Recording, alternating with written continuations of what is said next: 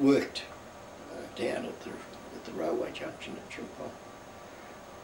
But I think in the last 6 months of the war, I reckon I had it easy. Food was better, attitudes were better.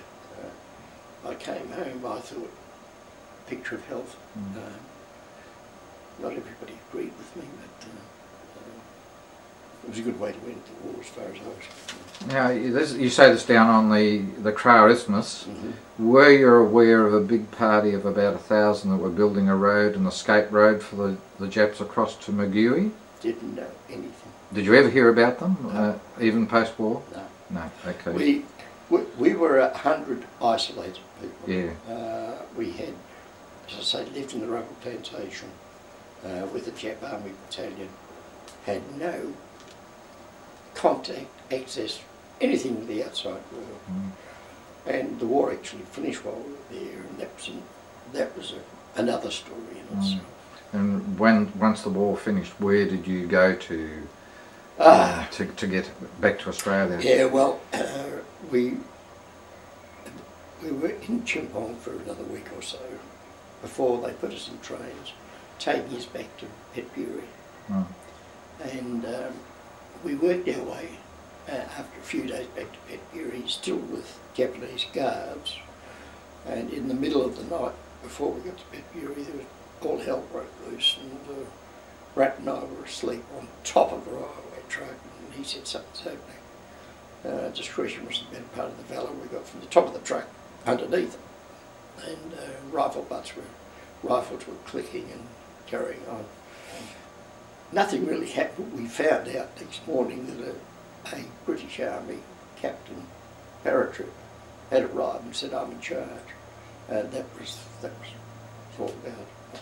Anyway, we went into Petbury, which of course was a very large camp, and they'd been building an airdrome for some months. And I caught up with, for the first time for over 12 months, a few Perth blokes. Do you remember who they were? Not off the top of my head. No. I know early Turvey was one. I'd have to stop and think at that one. But it was rather funny.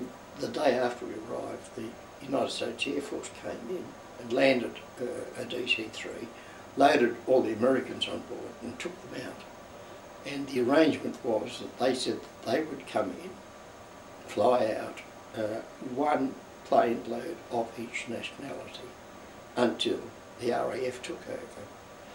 Well, the Army blokes thought, commanders thought, oh, good opportunity to get rid of the silly sailors.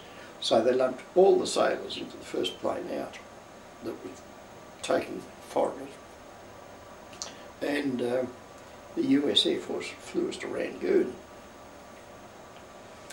And the following day, the RAF took over.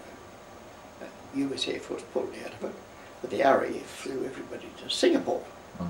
So there was a group of around about 15 sailors in Rangoon that nobody wanted to own, nobody knew, nobody wanted, couldn't have cared less.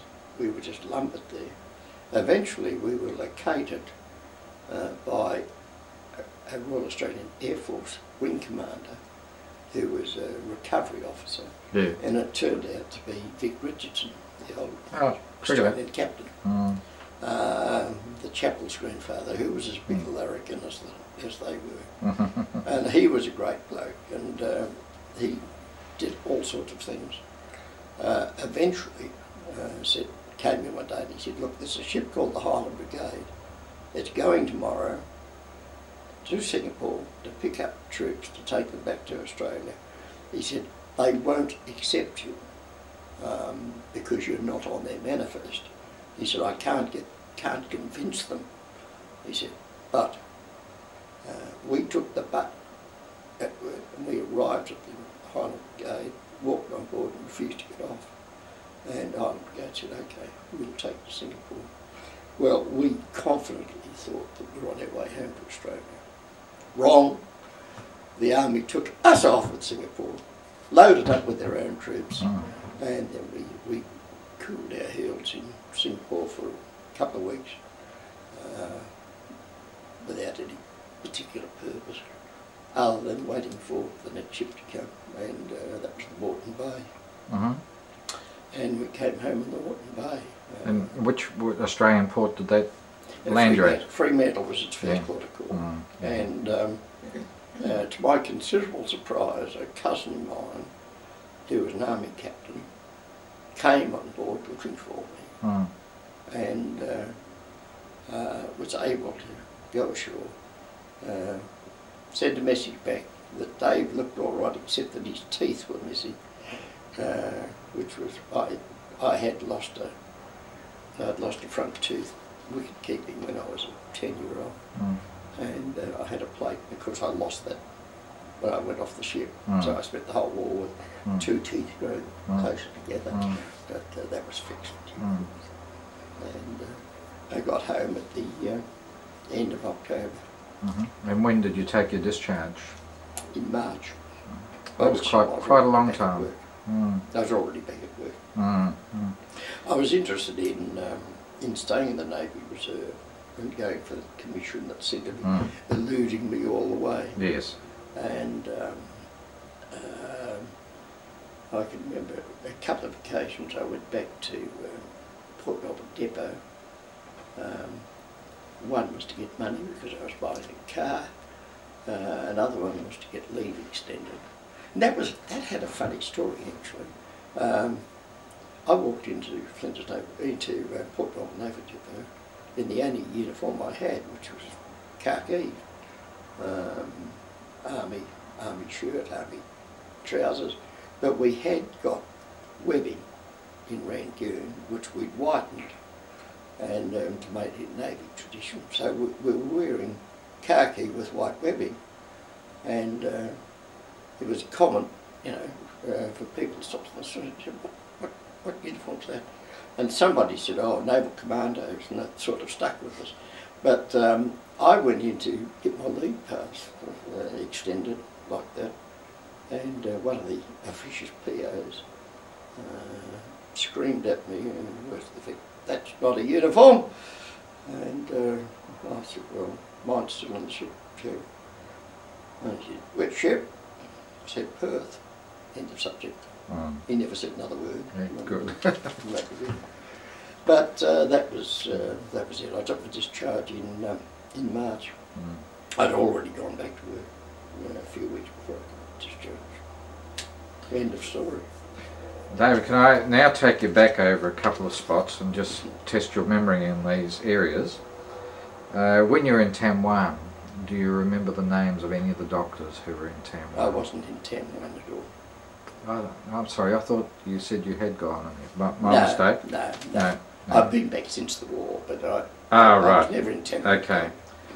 What about your HMAS Perth sick berth attendants? Do you remember any of them? Do you remember them performing? Ernie Noble's the only one that I can remember. Yeah. Ernie, I got separated from Ernie when I went to Tamberside. Mm-hmm. But Ernie's still alive, still going. Mm. Have you met him? No. Right. Mm. I could probably find his address for him if you want to. I'd appreciate that. Yeah. Now, going back to when you were in Burma, and you mentioned you had certainly on Java you had contact with 2nd and 3rd Motor Transport Fellows. 2nd, 4th, I think. I might have said 2nd, 3rd, but they were 2nd, 4th. Okay, well, there was one old fellow on the Burma end of the line who had his 60th birthday up there. Do you remember anyone who was incredibly old? Everybody was incredibly old. Yeah. The two oldest people that I have clear recollection of were Coates and Edie. Yes, yeah. Well, they were both in their mid heading for high 40s. Yeah. They were the only ones that I've had. There was another. Yeah. Okay. When Rowan and I were coincidentally at Tamberside at the same time, there was another officer there by the name of Campbell. who'd been in the First World War. So he had age on him. Campbell or Cameron? Cameron. Yes. You're right. Major Colin Cameron. Yeah. Yeah. You're right. Top fella. Yeah. Well, my memory was nearly that. Yeah, no, very good. And what about, just in case the subject comes up in another place, Flesh Mantan? Flesh Mantan. Mountain. Now, I think I'm right in saying that I had a letter 4 or 5 years ago from his son. And I wrote back giving what information I knew, which was very little. Yeah, yeah. I can remember saying that I remembered him. He was a big bloke. He was noted for his smiling face. Yeah. He had a ready smile. I was never close to him. And really there wasn't a great deal I could add.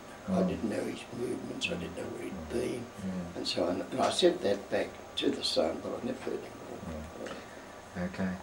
Well, David, may I thank you most sincerely for the opportunity of interviewing you. It's made a valuable addition to my appreciation of what things were like, and I'm sure it will to other people too. Thank you, Peter.